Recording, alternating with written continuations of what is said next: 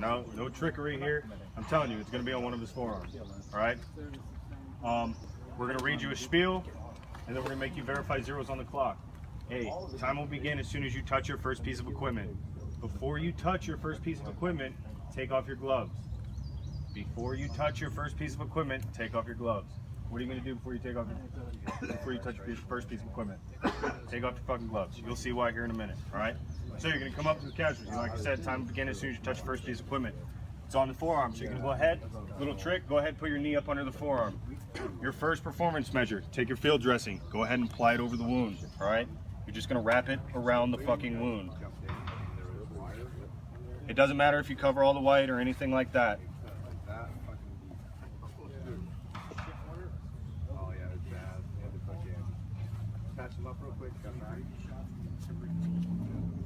Go ahead, do a little granny knot or a square knot. It doesn't matter. All right. The only thing we're checking for is making sure the bandage isn't sliding up and down.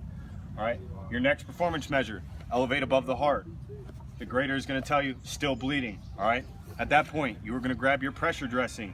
Try not to touch the white part. If you do, it's not a failable task, but it's a good habit to get into. All right. Go ahead, put the white part down on the injury. Go ahead and wrap the Israeli bandage. Who does not know how to put on an Israeli bandage? I'm going to teach you anyway. All right. You're going to wrap it around once, feed it through the C-clip. Once you feed it through the C-clip, bring it back upon itself, all right? You're just going to wrap it around.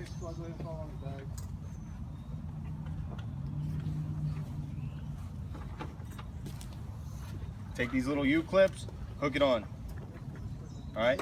Your next performance measure is going to be elevate above the heart. At this point, the grader will tell you bleeding is stopped.